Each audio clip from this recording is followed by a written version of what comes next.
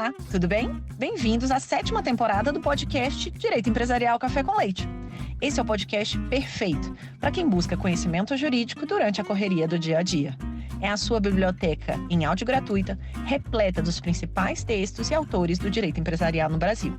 Eu sou Amanda Ataide, mineira e cruzeirense na origem, com passagem em São Paulo, e candanga e fluminense de coração. Casada, mãe do Pedro, de quase 6 anos. Pedro, Tails, Sonic. Do Lucas, de 4 anos. Lucas, Knuckles, Sonic, Eggman. E tutora do Vira-Lata Farofa. Sou professora doutora da UNB dos cursos de Direito Empresarial, Concorrência, Comércio Internacional e Compliance. E consultora do Pinheiro Neto Advogados nas mesmas áreas. Este é um podcast simples, curto e gostoso, como um café da manhã, mais rapidinho durante a semana. Em sua 7ª temporada, esse nosso podcast se reinventa, com a divulgação de um site inteiramente dedicado a esse projeto. No site, os episódios são organizados tematicamente, facilitando o acesso a temas como teoria da empresa, fundamentos do direito societário, sociedades limitadas, sociedades anônimas e muito mais. Pegue então a sua xícara de café com leite ou chá, seu tênis para fazer exercício físico ou seu fone de ouvido para ouvir no seu meio de transporte diário. Então, vamos comigo para a próxima xícara de café com leite?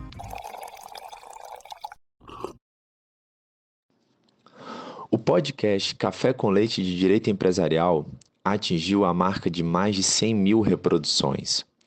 Para celebrar, a idealizadora e apresentadora do podcast, Amanda Ataide, estará conosco hoje como entrevistada. Ela irá compartilhar os destaques do seu novo livro, Estudos em Direito da Concorrência, de forma clara e concisa. Amanda é professora doutora adjunta de Direito Empresarial na UNB, com vasta experiência em Direito da Concorrência, Comércio Internacional, Anticorrupção e Compliance. Atua como consultora no Pinheiro Neto Advogados e possui um extenso currículo acadêmico, com doutorado pela USP, mestrado pela UFMG e passagens pela Universidade de Paris.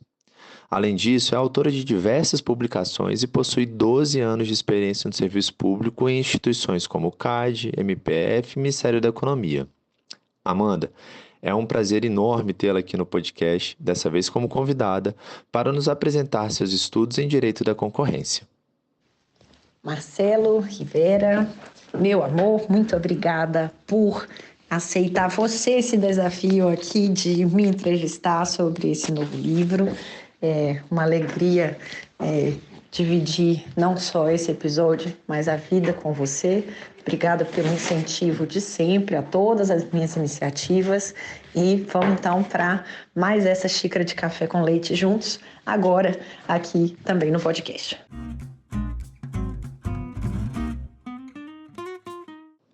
Para iniciarmos, qual foi a motivação para escrever esse novo livro? Então, esse livro ele tem um gostinho muito especial para mim. Ele vem de uma reflexão que eu tive em um café.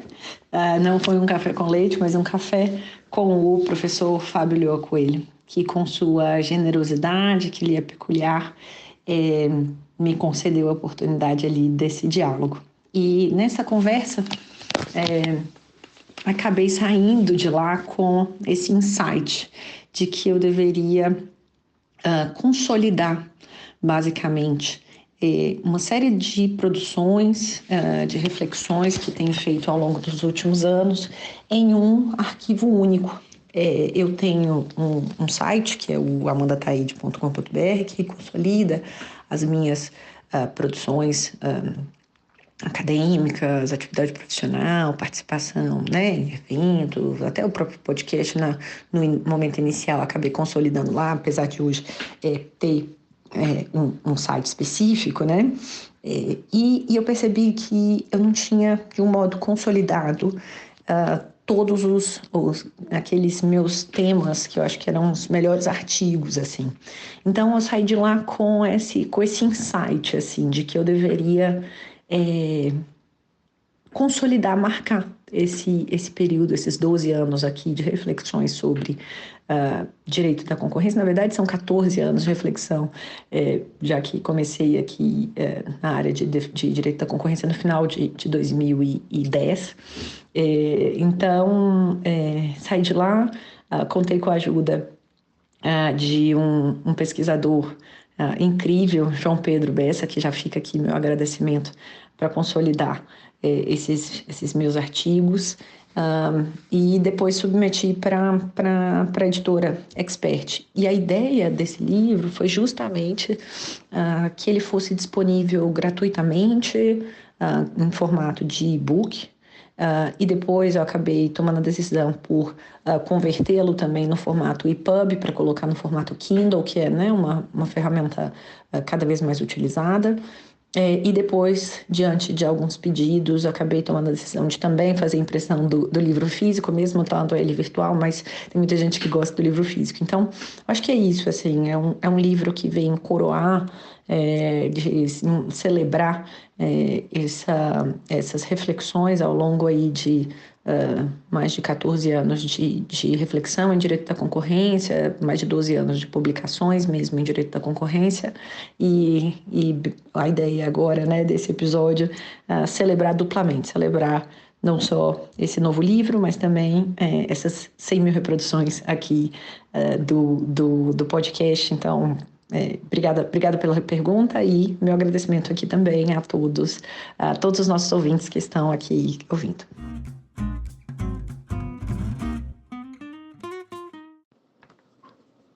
Explica pra gente, Amanda, como é que você estruturou o livro? O livro, ele é basicamente estruturado em 6 grandes blocos, tá? E aqui foi uma escolha metodológica mesmo. Então, como esse livro, ele consolida artigos que eu publiquei ao longo dos 12 últimos anos, eu tentei identificar as grandes verticais, vamos dizer, do direito da concorrência, e encaixar cada um desses temas, cada um dos artigos nesses grandes temas. Então, a primeira parte, eu acabo tratando de políticas públicas de direito da concorrência, uma lógica mais ampla, reflexões mais amplas sobre o direito da concorrência. Uma segunda parte, defesa da concorrência e interfaces jurídicas, então, também numa perspectiva ainda mais ampla, como que o direito antitruste acaba se relacionando com outros ramos jurídicos, e a gente vai conversar um pouquinho sobre isso também. Depois, uma lógica pelos atos de concentração, ou seja, essas operações societárias que acabam sendo levadas para análise do CAD. Depois, o bloco 4, sobre condutas, mas pela ótica unilateral, ou seja, uma única empresa apresentando, né, praticando, desenvolvendo atos unilateralmente naquele mercado.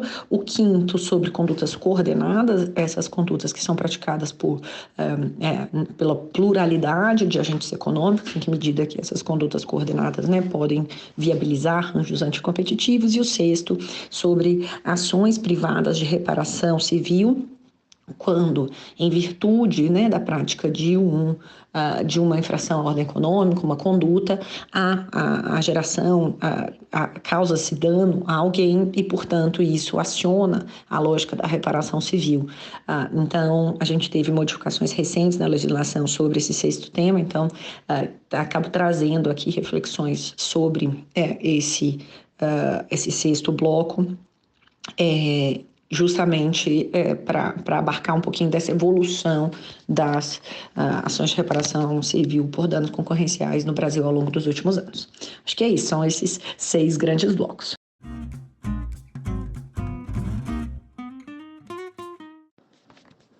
No primeiro bloco, sobre política pública de defesa da concorrência, quais foram os temas que você tratou? Quais são, na sua visão, as ondas do antitruste no Brasil, e de onde surgiu essa reflexão? Esse primeiro bloco, eu tenho um carinho muito grande, cada vez mais carinho sobre esse tema. Então, essa pergunta, ela trata de um dos meus artigos, por exemplo, que é esse das 3 ondas do antitruste no Brasil. E eu me recordo com muito carinho, porque essa reflexão veio justamente na minha banca de doutorado. Então, quando eu estava na banca de doutorado, defendendo a tese com os professores. Depois de terminada a arguição, a professora Paula fez um comentário e falou assim: Amanda, você é muito entusiasta do direito da concorrência. E me fez um comentário sobre o que eu entendia, né, do futuro do antitruste no Brasil. Lembrando que isso foi lá em 2016, eu acho.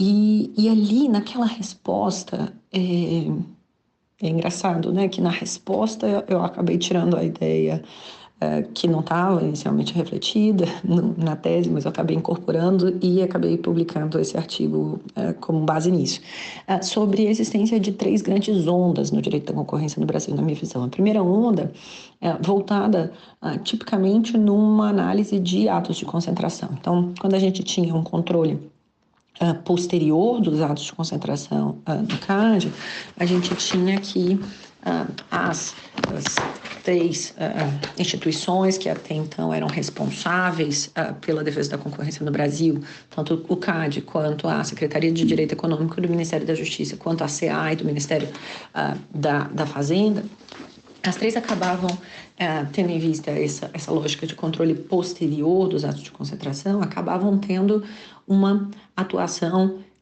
de revisão das operações que estavam acontecendo em uma lógica sempre de tentar tomar as decisões sobre atos de concentração em prioridade a outros casos, porque, mais uma vez, a gente tinha uma operação que já estava consumada, já estava sendo implementada e que a gente precisava tomar uma decisão sobre pode ou não pode.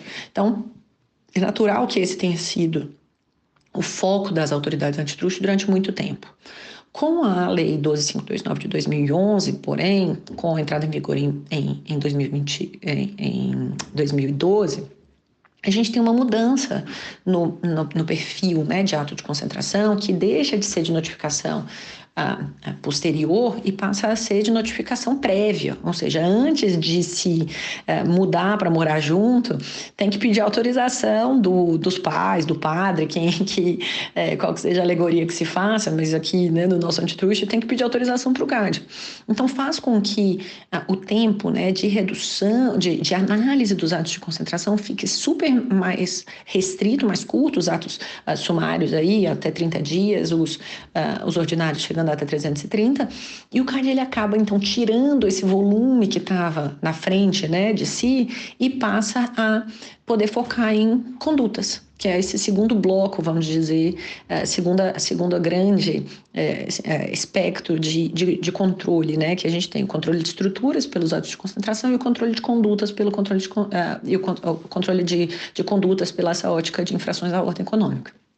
E aí, óbvio que quando da análise de condutas vai ter uma tomada de decisão para realizar investigações para aquelas que vão cumprir talvez 2 critérios de maior facilidade, entre aspas, aqui, de investigação. A primeira delas, aquelas que a gente vai ter uma maior quantidade, uma maior facilidade de comprovação.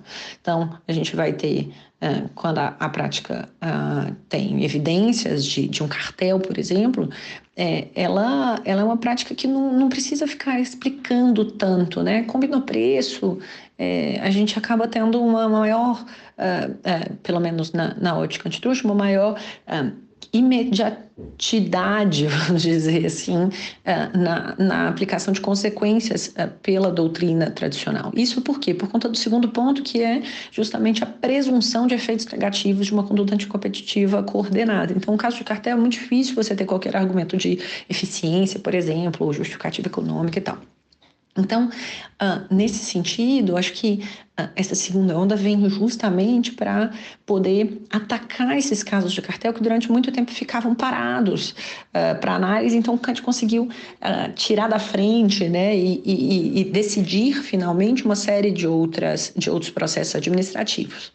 Acontece que, passada essa segunda onda, o que eu entendi desde ali, né, 2011, eu entendi que era necessário avançar para investigar e para poder se aprofundar a compreensão sobre o que são as condutas unilaterais, ou seja, aquelas práticas implementadas por empresas que podem alterar de um modo unilateral as condições de mercado. Práticas essas adotadas, sobretudo, mas não exclusivamente, por empresas com posição dominante. Sabendo que, pela Lei de Defesa da Concorrência no Brasil, a gente tem uma presunção de posição dominância aquelas empresas que têm acima de 20% de participação de mercado.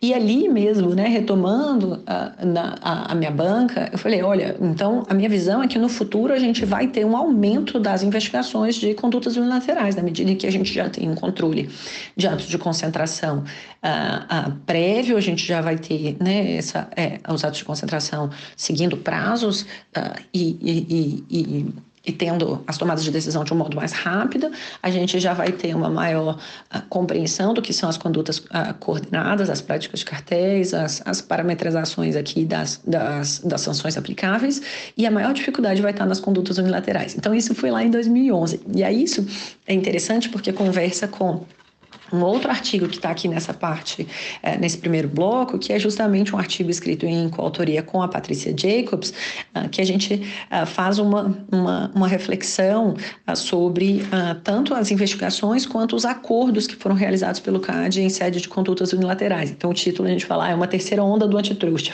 É um tsunami ou uma marolinha? Então, ali, naquele momento, a gente estava basicamente a partir de uma pesquisa empírica belíssima que a Patrícia Jacobs fez para a conclusão do curso dela na FGV. A gente desenvolveu em cima daqueles resultados e apresentou esse artigo. Um artigo curto ali, eu acho que foi deixa eu até conferir aqui qual que foi o canal que ele foi publicado. Foi no Conjur, em 2021, e a gente, então, tenta mostrar que o CAD, apesar, né, de ter aumentado a quantidade de condutas unilaterais, a gente tinha a grande maioria deles, quase 60% deles, sendo arquivados. E quando tinha decisão pelo tribunal do CAD, a gente tinha apenas 12% com condenações. E desses 12% de condenações, que eram, portanto, ali 17 casos, no fim das contas, a gente tinha que dessas 17 decisões, 15 delas tinham sido judicializadas e que apenas uma decisão de todo esse arcabouço de 318 investigações conduzidas pelo CAD ao longo dos anos, tinha tido confirmação da decisão final pelo CAD.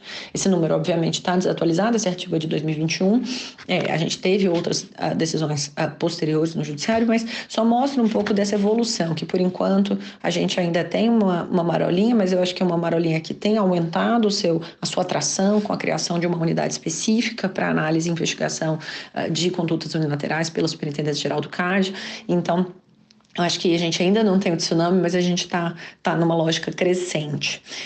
E depois, outros artigos aqui, tratando rapidamente para não ficar tão longo, dois artigos, na verdade, isso em coautoria com o Luiz Guilherme Ros, que era sobre objetivos do direito da concorrência. Então, de que modo que as escolas, né, tradicionais de Harvard, Chicago e os chamados neobradesianos acabam imputando novas reflexões sobre outros objetivos para o direito antitruste. Essa discussão está super atual agora, sobretudo nos Estados Unidos, mas também tem chegado no Brasil.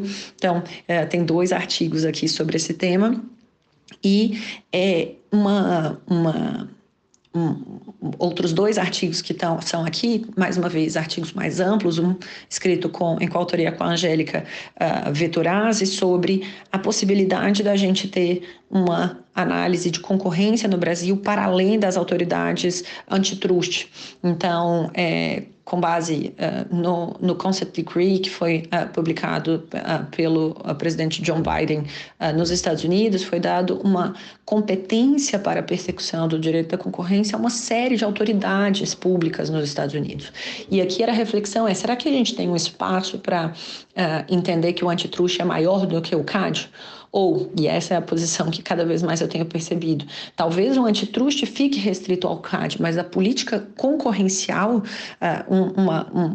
a defesa, né, da livre concorrência, ela talvez não só possa, como deva ser implementada por outras autoridades públicas e não apenas pelo CAD. Então, uma dissociação que não é tradicional da gente ter, e isso foi até intencional, o livro ser Estudos em Direito da Concorrência, justamente por isso, porque eu parto da premissa de que a gente não está falando de antitruste apenas, eu estou falando aqui nesse livro de concorrência.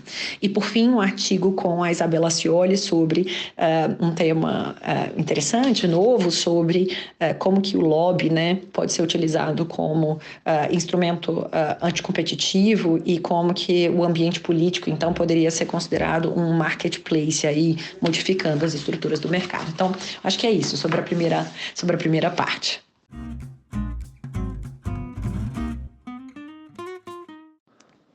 No segundo bloco, sobre defesa da concorrência e interfaces jurídicas, você pode nos contar um pouco sobre alguns dos seus artigos? Você traz aqui temas relacionados a direito societário, gênero, tecnologia, SAF. Consegue explicar um pouco melhor para nós, por favor? Esse bloco de defesa da concorrência e interfaces jurídicas é basicamente para atacar temas que são mais novos, temas de interface do direito da concorrência com outras áreas do conhecimento. Então, aqui é interessante que, como, né, professora na UNB, na graduação e na pós, eu acabo, na graduação, ministrando aula de direito da empresa, teoria do direito societário, limitada, SA. Então, uma série de assuntos aqui mais do societário raiz, eu vejo uma série de interfaces no concorrencial. Quando eu vejo temas de compliance, eu vejo uma interface muito forte também. Quando tem determinadas iniciativas voltadas para comércio internacional, mas que tem repercussões no concorrencial, eu vejo essa interface assim, muito facilmente. E aqui a ideia foi trazer essas interfaces jurídicas. Então, um artigo escrito com a Mariana Piccoli sobre gênero e antitruste, mas com uma lente do chamado de um texto, né, do Asquini, da teoria da empresa enquanto um fenômeno poliédrico. Então, acabei fazendo aqui essa analogia com o mesmo termo, falando de gênero e antitruste enquanto um fenômeno poliédrico, sobre as várias possibilidades, né, de se enxergar essa interface. Além disso, tem um artigo com o Renan Cruvinel sobre sanções não pecuniárias no antitruste. Esse foi o objeto de um dos livros, né, que eu publiquei no ano passado, e o Renan e eu, a gente escreveu um artigo em português e outro em inglês. Esse que está aqui no livro é um em inglês, com reflexões, um pouco de um resumo das conclusões que tinham sido alcançadas nesse livro maior. Esse artigo, inclusive, foi submetido a uma contribuição que acabei fazendo para a discussão, para o roundtable que teve na OCDE sobre isso, e eu fui convidada para participar como palestrante lá no final de 22. Então, esse artigo é muito querido, assim, não só porque foi escrito com o Renan, que é um parceiro acadêmico e profissional ao longo de anos, mas também por trazer essa reflexão desse livro, que eu tive tantos coautores incríveis. Depois tem um outro artigo sobre concorrência na área de supermercados, e esse artigo também tenho muito carinho por ele, justamente porque ele traz algumas das conclusões da minha tese de doutorado, que foi justamente sobre a direito da concorrência no varejo de supermercados.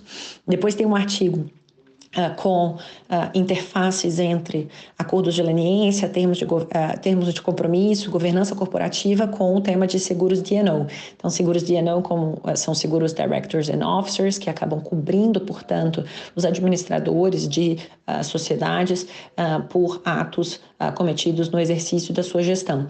Então, a pergunta é em que medida que determinadas contribuições pecuniárias ou multas, elas podem ser cobertas ou não pelo seguro D&O. Então, esse artigo eu escrevi em coautoria com o Matheus Vinícius Aguiar Rodrigues. Ele tinha feito uma pesquisa belíssima sobre seguro D&O e acabou posteriormente sendo meu aluno e me orientando no mestrado na UNB, fez uma pesquisa muito bonita, e aí a gente acabou escrevendo esse artigo aqui com uma vertente mais específica, mais voltada aqui para o antitruste, mas também para alguns termos de compromisso assinados, por exemplo, na CVM, do Banco Central.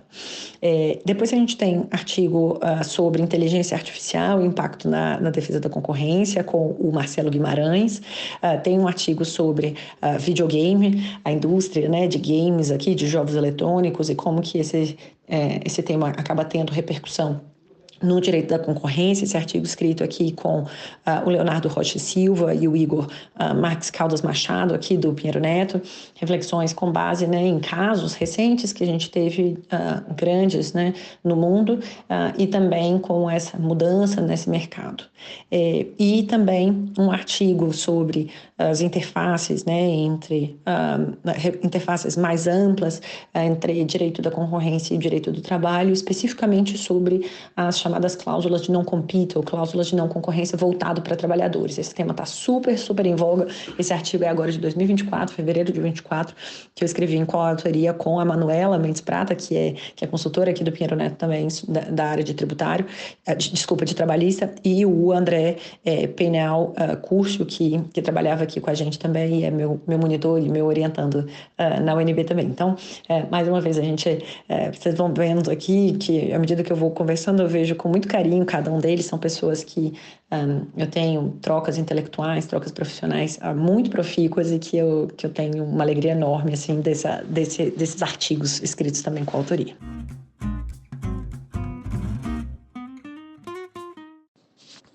No terceiro bloco, sobre atos de concentração, quais são os temas mais interessantes que você pode comentar conosco?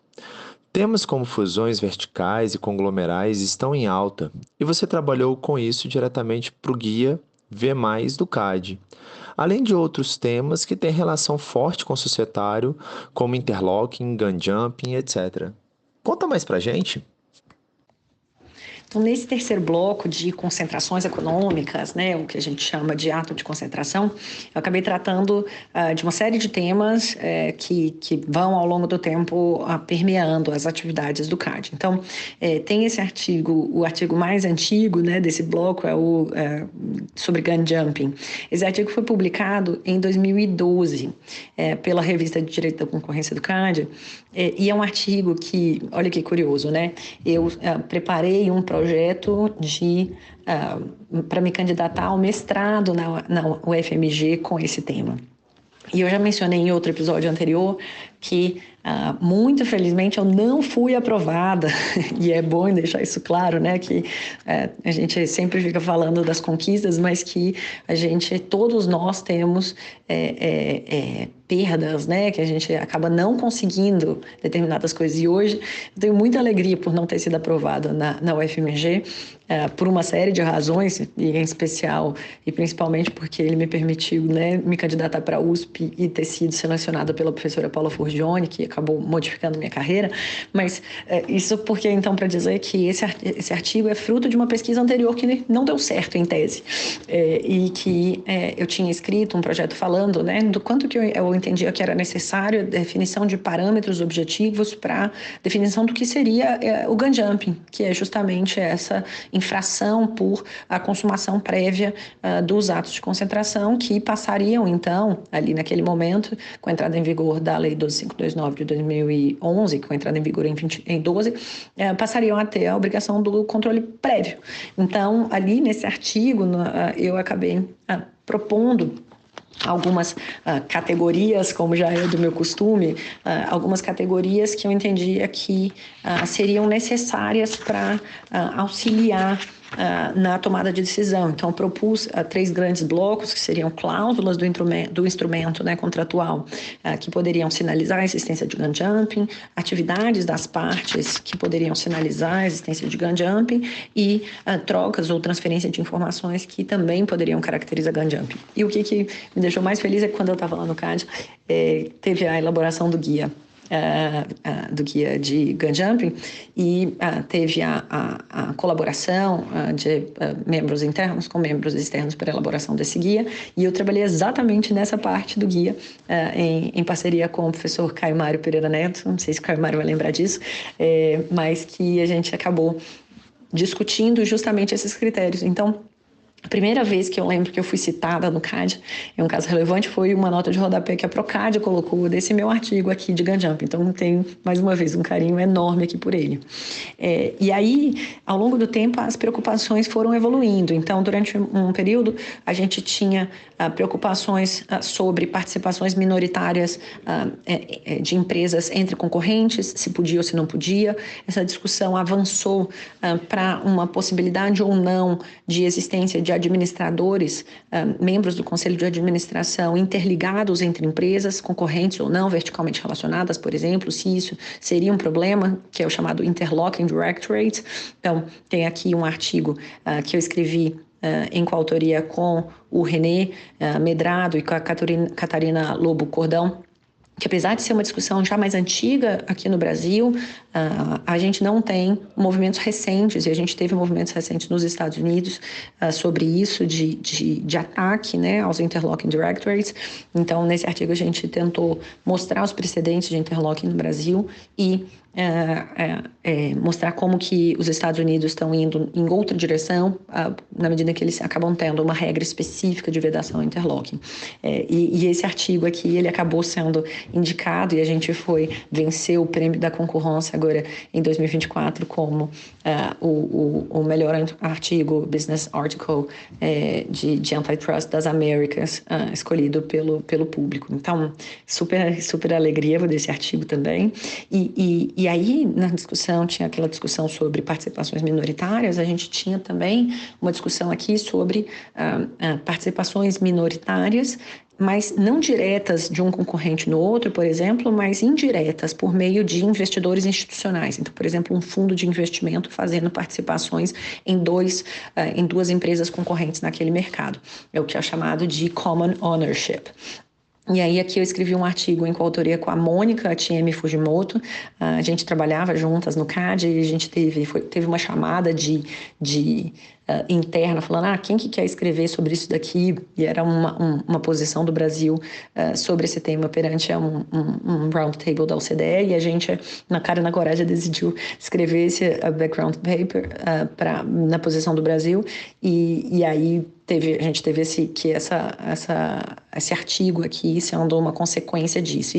E mais uma vez, essa vida acadêmica se confundindo com a vida profissional, a Mônica acabou, no fim das contas, utilizando esse artigo como marco teórico da dissertação de mestrado dela, que obviamente acabou avançando e evoluindo sobre as nossas conclusões, mas o artigo não parou aí, teve outros frutos.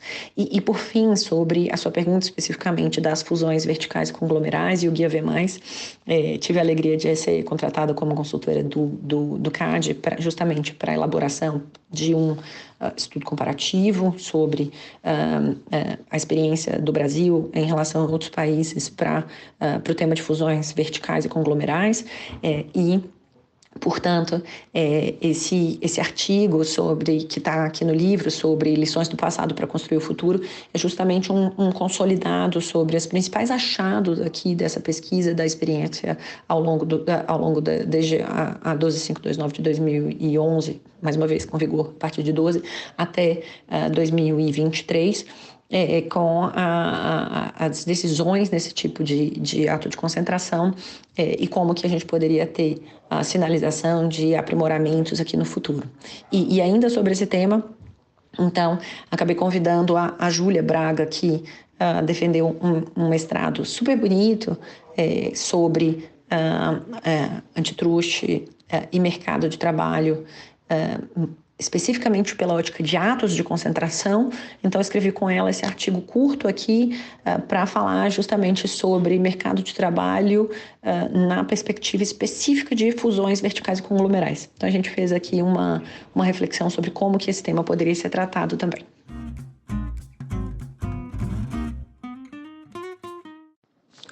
No quarto bloco, sobre condutas unilaterais, quais são os temas que você tratou? O Brasil já chegou, então, na terceira onda do antitruste que você propôs no seu artigo? Sobre condutas unilaterais, eu acabei mencionando, né, anteriormente, que eu entendo que a gente ainda tem que consolidar essa terceira onda. Eu acho que a gente ainda não chegou. A gente está aumentando, claro, mas eu acho que a gente não está nem na marolinha, nem no tsunami, mas a gente está começando um movimento de onda, mas que ainda pode ser fortalecido. É claro que a gente tem uma série de dificuldades na investigação de condutas unilaterais, na parte de a definição de precedentes, mais uma vez, na linha daquele artigo com a Patrícia Jacobs que eu tinha mencionado, um aumento, vamos dizer, não apenas nos casos, mas na definição de precedentes, de parâmetros de análise, de regras, de parametrização de critérios, né, e de forma de investigação e de atuação, de condenação. Então, eu acho que a gente ainda está desenvolvendo, mas, mais uma vez, fazendo registro de que a SG ter criado, né, uma coordenação geral específica, com uma liderança já muito consolidada, uma coordenadora geral já muito experiente na parte de investigações, é uma sinalização muito bonita, na minha visão, de um cuidado com esse tema de condutas unilaterais. Então, aqui nesse bloco de condutas unilaterais, eu trouxe especificamente aqui sobre quais que poderiam ser condutas implementadas via blockchain, por exemplo. Depois, esse artigo escrito em coautoria com a Bárbara Mendes Pérez, um artigo também sobre discriminação de preços por algoritmo, escrito em coautoria com Carlos Roberto da Rocha Reis, e um outro artigo interessante que é sobre preço predatório e subsídios. Então, prática de preço predatório, tipicamente considerada aí uma cabeça de bacalhau, que a gente não encontra, né, no antitruste, apesar de ter um artigo que comenta, um artigo do Eric Jasper e da Bárbara De Carli, justamente sobre um dos precedentes que a gente tem, sim, de condenação de preço predatório, mas aqui a reflexão, mais uma vez, né, fazendo esse cotejo entre algumas das práticas que eu atuo, sobre condutas unilaterais e comércio internacional, sobre como que a existência de subsídios pode auxiliar, vamos dizer, a novas investigações. E aí, aqui a gente tem um último artigo sobre medidas preventivas, escrito em coautoria com a Cris Arzur e com o Jackson, sobre como que a gente vai ter a aplicação de medidas preventivas. Especificamente, a gente acaba vendo, né, que a gente tem tido um aumento na utilização de medidas preventivas pelo CAD, sobretudo quando relacionada a condutas unilaterais. Então, aqui, esse artigo com a Cris e com o Jackson, a gente tenta mostrar, mais uma vez, a evolução recente do CAD nessa lógica de aplicação de medidas preventivas e, sobretudo, aqui, quando a gente está falando de condutas unilaterais.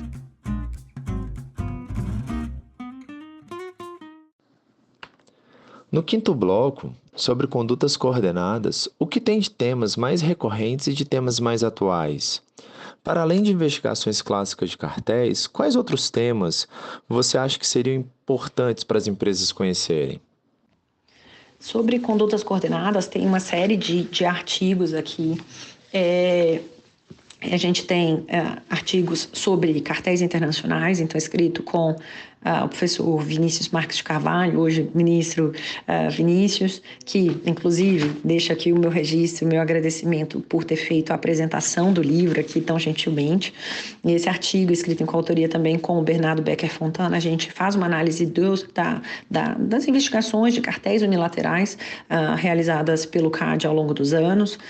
Tem alguns artigos escritos sobre programa de leniência, esse foi o tema sobre o qual me debrucei durante 5 anos no CAD, então tenho, obviamente, um especial carinho, escrevi um livro inteiro sobre isso, então tem artigos sobre, com a Marcela Campos Gomes Fernandes, sobre investigações de cartéis internacionais também.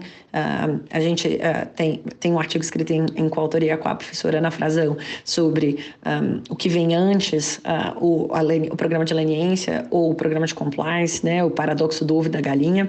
Também esse artigo, gosto muito dele.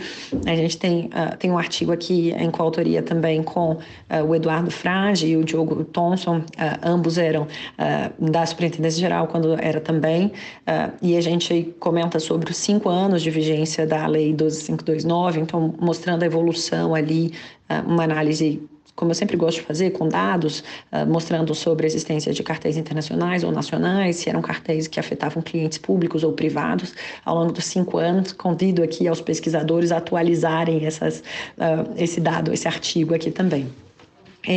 Depois tem alguns artigos também sobre cartéis, né? Então, sobre acordo de leniência e como combinar, né, acordo de leniência com outros acordos. Então, com a Sara Roriz de Freitas, o artigo que chama Pipoca com Guaraná, como que a gente combina, né, os acordos de leniência com outros tipos de acordo de second best, que seria, nesse caso, o TCC. Um artigo com o Marco Antônio Fonseca Júnior, sobre TCCs em caso de cartel, se ele seria uma maneira, um pacto de ajustamento de conduta, ou se ele seria um meio de obtenção de prova, por exemplo, que a gente vai ter essas duas definições. Essa discussão é super atual, por exemplo, em acordos de colaboração premiada, se os acordos eles são meios de obtenção de prova ou eles são meios de prova. E aqui a gente traz um pouquinho dessa reflexão voltada para o antitruste. Então, fazendo registro aqui que tanto Sara quanto o Marco foram meus orientandos, e eu gosto sempre de escrever em coautoria aqui com os orientandos, né, para a gente dar espaço, dar voz para tantos pesquisadores lindos assim que a gente tem ao longo da vida. Tem um artigo em coautoria com a Bruna Piazera, com a Priscila Craveiro, com o João Vitor Freitas e com o Luiz Guilherme Ros, sobre cartéis múltiplos ou únicos no Brasil, que aí a gente colocou esse artigo em inglês, Doing the Math of Cartels. Então, de que modo que eu posso considerar uma única infração, uma determinada prática anticompetitiva como uma única infração ou múltiplos cartéis. E a gente tem ainda um outro artigo mais recente sobre cartéis hub and spoke, com a Sofia Vergara, e aí aqui eu acho que de temas mais novos, talvez, a gente pode ter aqui uma discussão recente que está sendo retomada sobre a utilização do whistleblower no Brasil. Então tem um artigo aqui com a Milena Matos também, que a gente traz um pouquinho do quadro mais amplo sobre denunciante premiado no Brasil e como que ele poderia ser replicado no antitruste. Eu pessoalmente vejo que esse tema tem tudo para vir a ser um grande tema, até porque essas discussões estão sendo retomadas em outras áreas do direito. E aqui eu acho que, talvez, últimos pontos para comentar. Tem alguns artigos aqui, tem 2 artigos, na verdade, em coautoria com a professora Juliana Oliveira Domingues e com a Nayara Mendonça Silva e Souza, sobre as condutas anticompetitivas que podem acontecer envolvendo o direito do trabalho, então, sobretudo, né, fixação de salários, então, wage fixing, práticas ou acordos de não aliciamento de concorrentes, então, que é o chamado no poach. Então, aqui a gente faz aí um panorama sobre essas interfaces pela ótica de controle de condutas coordenadas. E, por fim, o tema que tem sido, para mim, um dos mais atrativos aqui, tem 2 artigos sobre esse tema em coautoria aqui com o Leonardo Rocha Silva e com o Luiz Henrique Perrone Fernandes, em que a gente tenta destrinchar um pouco da evolução do CAD nas investigações envolvendo anúncios públicos feitos por empresas, associações ou sindicatos, quando a gente tem não uma prática anticompetitiva no sentido tradicional, no sentido de um acordo, mas a gente tem basicamente uma divulgação unilateral de informações, mas de informações que podem ser consideradas concorrencialmente sensíveis e que, portanto, elas poderiam ter sinalizar ao mercado um menor apetite competitivo e, portanto, alterar a dinâmica de mercado. Então, esse tema aqui tem sido recorrente das minhas últimas reflexões e pesquisas, tem algumas investigações mais recentes do CAD sobre isso, então esse é um tema que também sugiro aqui novas pesquisas também.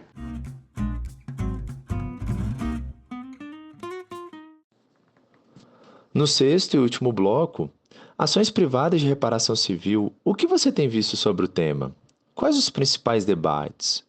Como a nova Lei 14.470 de 2022 molda esse novo cenário? E sobre o sexto bloco, né, de ações privadas de reparação civil. Esse ponto é interessante porque quando a gente fala de ação de reparação civil, a gente está basicamente refletindo sobre o fato de que uma determinada infração à ordem econômica, né, uma conduta, ela pode gerar, portanto, uma repercussão administrativa perante o CAD, ela pode gerar uma repercussão penal, caso também configure-se como crime, mas ela também pode ter uma repercussão civil. Que repercussão é essa? Caso aquela infração venha a causar dano a terceiros, esses terceiros podem buscar a reparação civil daqueles danos, na mesma lógica de ato ilícito, dano e nexo de causalidade. Nesse ponto é interessante a gente pegar, né, eu acho que em termos históricos a gente tem uma discussão já sedimentada sobre em que medida essas ações de reparação poderiam, por exemplo, gerar desincentivos para programas de acordos, como os acordos de leniência ou os TCCs junto ao CAD, na medida em que aquele que colabora com a autoridade ele poderia ser o alvo preferencial dessas ações de reparação. Diante desse tema, que foi objeto, né, de um artigo escrito em coautoria com a Andressa Linfidelis, houve uma evolução ao longo do tempo sobre essa discussão, que resultou na publicação da Lei 14.470 de 2022, que trouxe uma série de repercussões, de alterações no artigo 47 da Lei 12.529, justamente para não criar desincentivos aos acordos no CAD. Então, em artigo escrito, né, em coautoria com o René Medrado, o Jean Vitor Ardito e o Luiz Henrique Perrone Fernandes, que são aqui do escritório, a gente comentou como que, por exemplo, essa nova lei conversa com o RESP 1971 316, de relatoria do ministro Ricardo Vilas Boas Cueva, que trata exatamente sobre a aplicabilidade, sobre, na verdade, momentos de prazo prescricional para as ações de reparação, termo inicial da prescrição. Então, traz algumas dessas questões nesse cotejamento do que se mantém, vamos dizer, do RESP, o que se mantém com a edição da nova lei e mais, o que não está respondido por nenhuma das duas, assim.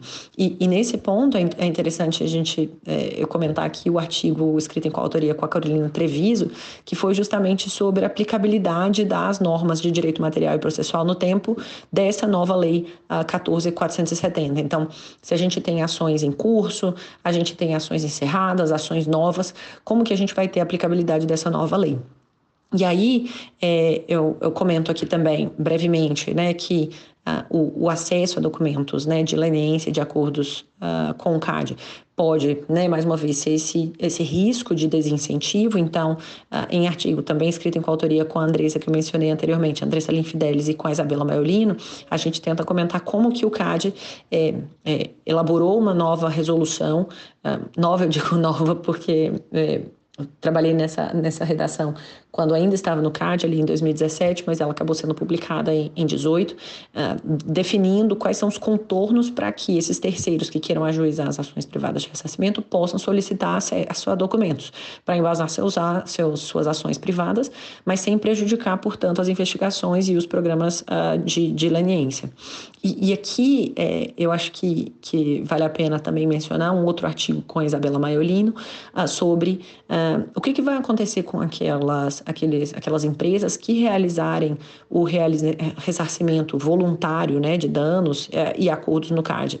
Eles vão ter podem ter, né, alguma espécie de a redução, vamos dizer, da sua multa aplicada pela autoridade, já que eles estão se antecipando e recuperando esse dano aos que foram prejudicados. Então, a gente comenta nesse artigo algumas experiências internacionais que sim favorecem dão uma dosimetria na aplicação da multa para aqueles agentes que tenham entregue, vamos dizer, devolvido, vamos dizer, parte desse dano causado aos terceiros prejudicados, e também uma alteração na resolução, no regimento interno do CAD, nessas resoluções do CAD, que permitem, né, esse abatimento, vamos dizer.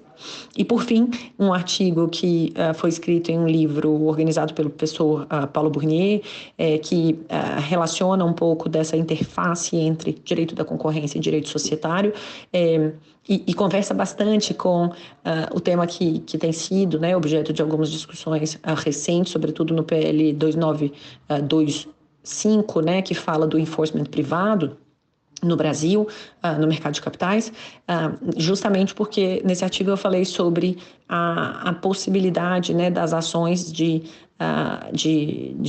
responsabilidade em face de administradores de sociedades que tenham praticado violações antitruste. Então, em que medida que a gente poderia ter essa responsabilização desses diretores e gerentes, e fazendo aqui um estudo comparado da experiência do Japão com lições aí possíveis aqui para o Brasil e para a América Latina. Então, do jeito que eu gosto mesmo, né, relacionando, entendendo que o direito concorrencial não está isolado, não está ensimesmado, é totalmente relacionado com outros ramos do direito, e trazendo um pouco aí dessa perspectiva do direito societário também.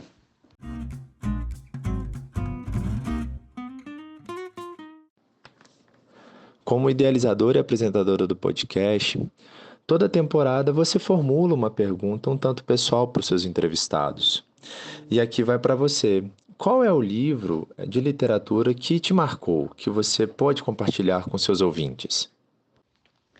Então, essa pergunta eu tenho uma alegria enorme em fazer para os convidados e agora respondê-la, porque eu acho que traz um pouquinho dessa perspectiva mais pessoal, assim, das pessoas. Deixa de ser, né, aquele bicho estranho que é uma pessoa inalcançável, e torna aquela pessoa humana, né? Então, acho que a literatura, por vezes, pode trazer isso pra gente. Então, o livro que certamente mais marcou minha trajetória, assim, ao longo da vida, eu posso dizer com muita clareza que é O Grande Sertão Veredas, do Guimarães Rosa.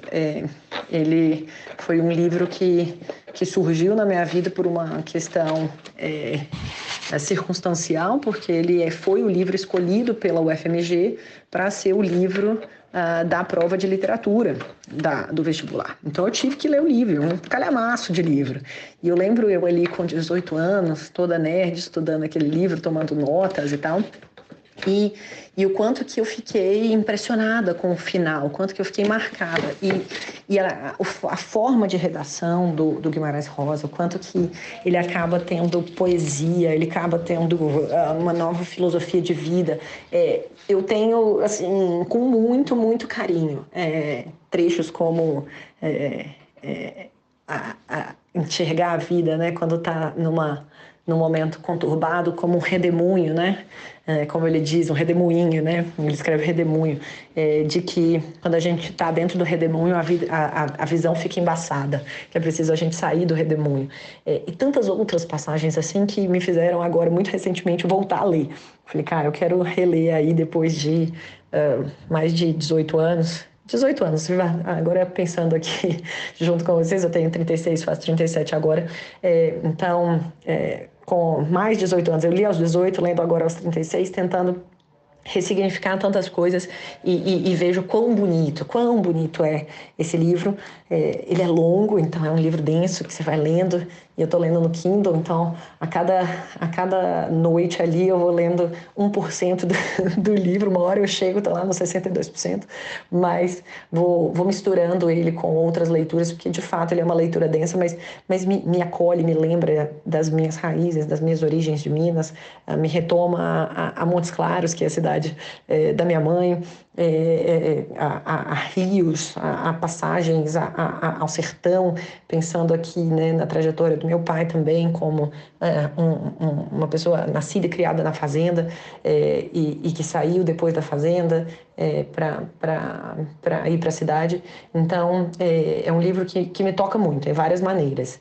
E além desse, eu posso dizer que das minhas leituras mais recentes, tem duas autoras que têm assim, eu tenho muita admiração. Primeiro é a Carla Madeira, que eu basicamente devoro tudo que ela escrever e publicar, eu vou ler. Que eu fiquei muito impactada, muito emocionada com o livro Tudo é Rio. Depois eu já li Véspera e A Natureza da Mordida. São livros belíssimos que misturam literatura, poesia, que eu choro em prantos com todos os livros. Eu acho muito maravilhoso. E um outro livro que que me marcou muito é Isabel Allende. Comecei com Violeta no final do ano passado, mas depois disso eu tive um sprint que eu li uns 4 livros, eu acho, direto dela, porque eu não conseguia. Eu acho que ela consegue trazer contextualização histórica com uma rede, uma teia, né, de pessoas e relações tão humanas, tão honestas, trazendo sempre mulheres como protagonismo, a demonstração dos preconceitos vivenciados, mas de uma visão muito, muito singela, com o apontamento de questões da nossa sociedade de uma forma muito, ao mesmo tempo, muito de confronto, mas ao mesmo tempo de muita esperança, na minha visão, de que é possível fazer, né? É possível o enfrentamento e a obtenção de resultados, e as trajetórias não lineares alcançam, né, resultados bonitos à sua própria maneira. Então, esses aí seriam basicamente os 3 autores com seus respectivos livros aí que têm me tocado.